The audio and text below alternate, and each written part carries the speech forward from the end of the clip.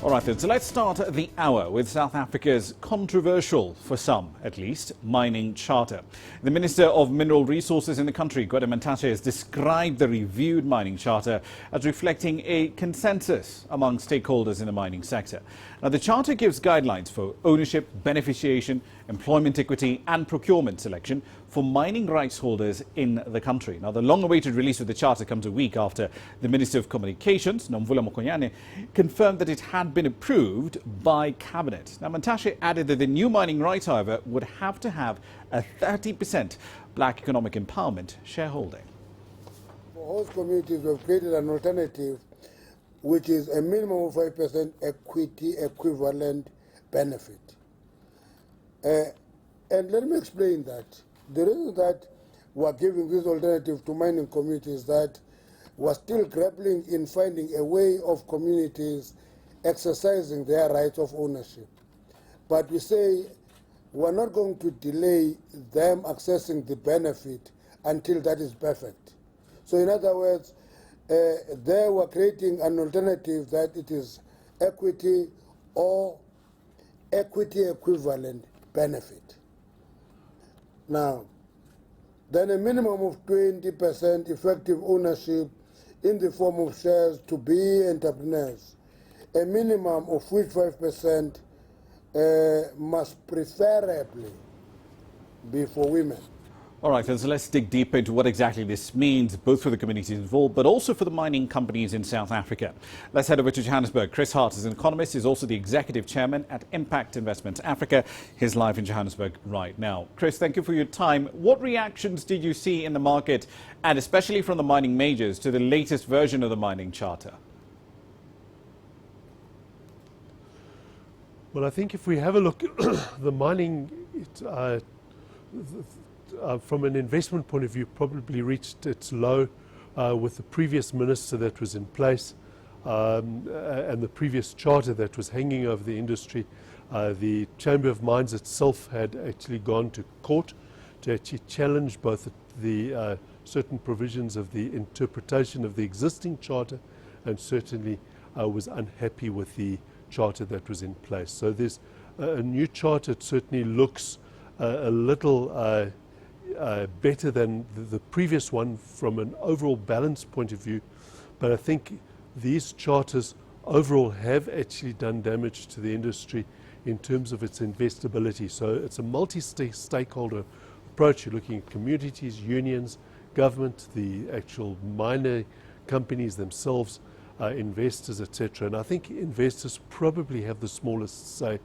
If we look over the previous mining charter, we can see a disturbing trend where South African mining companies were effectively uninvestable, and in all your major portfolios in companies like Billiton, etc., they saw South African assets as the orphan assets in their particular portfolio. Right. And many corporate actions spun off their local operations and set them loose. Right, so which is a concern. Right, the chart also does say that mining firms have to raise their black ownership levels to 30%, and at least 1/3 of that would be given essentially for free to local communities and qualifying employees. But walk us through how this would work in practice, because at the very, very fundamental level, that to me seems like a case of dilution. Yeah, it is a dilution, and it's a forced dilution. There's further dilutions that happen in terms of how one must actually apply a lot of the revenue. There's many stipulations that go above the actual taxes that are levied on the companies, that this must be spent for training over and above the existing things. In other words, impositions on mining companies that aren't even imposed on normal companies in the economy, which one needs to actually reflect on. I understand that mining is a wasting resource, but and it doesn't mean that investment won't take place. But these dilutions, 5% to the community sounds great, but how it will be implemented, because how does one define the communities? How does one actually, how far does one go? In many, around Rustenburg, for example, the communities blend into each other, and you get a lot of people coming from outside the community into those communities in the hope of getting jobs, and so you get a lot of dilution in that. So that needs to be defined, and how do you actually craft it in a way that you can see visible benefits?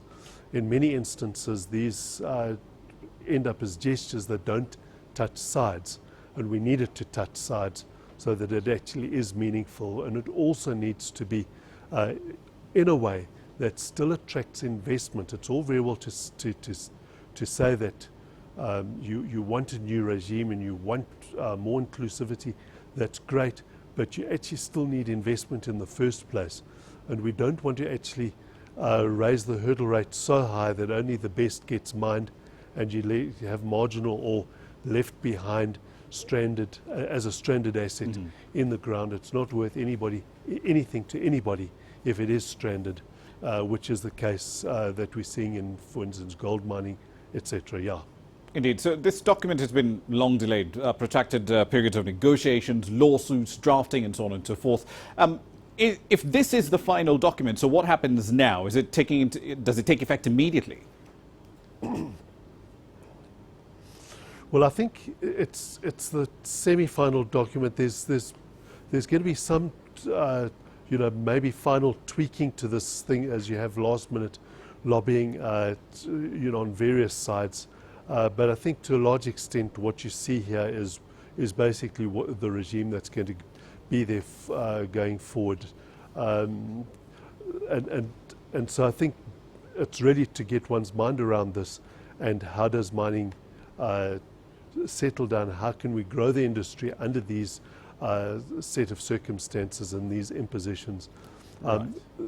Again, one hopes that we can attract investment into the industry, because this is an industry that's a start of the value chain in the South African economy. If it's not growing, it really does affect the rest of the economy quite badly. Indeed. One last question for you, Chris. As things stand, barely 20% of gold mines are making any money, according to the Minerals Council.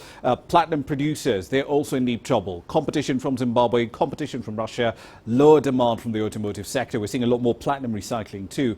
Given all these external challenges, how can mining firms still be profitable, attract capital, but also meet the conditions being laid out in the Charter?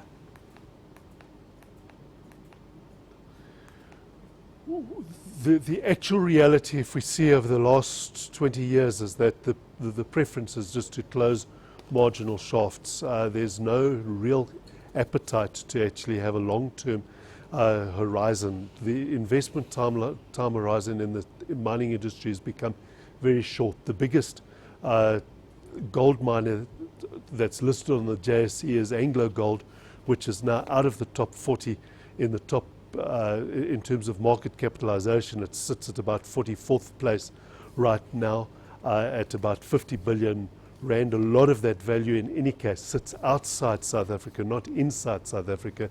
The second biggest is Goldfields, which sits quite a bit lower at about 30 billion capitalization, and again most of its value sits outside South Africa with a single asset in South Africa, and that's really the state of affairs.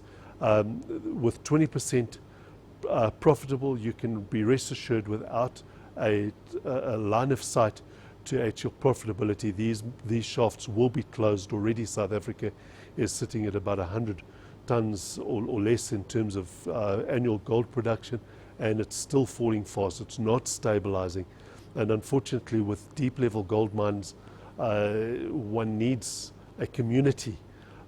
Because if you're the last man standing, it becomes less and less viable because of various factors like pumping costs and that hit the actual industry. The platinum miners are in exactly the same position, with the large-scale shutdowns probably in the pipeline if we don't actually list the profitability. And this is where the problem is, where the additional spending obligations on the mines are placed. It's additional taxes effectively that are placed on the mines that aren't profitable, and this is what I think where the sector has become uninvestable. It's investable at the very top end, where you've got very good ore bodies that are very profitable, but where you've got marginal ore bodies, it's actually uninvestable.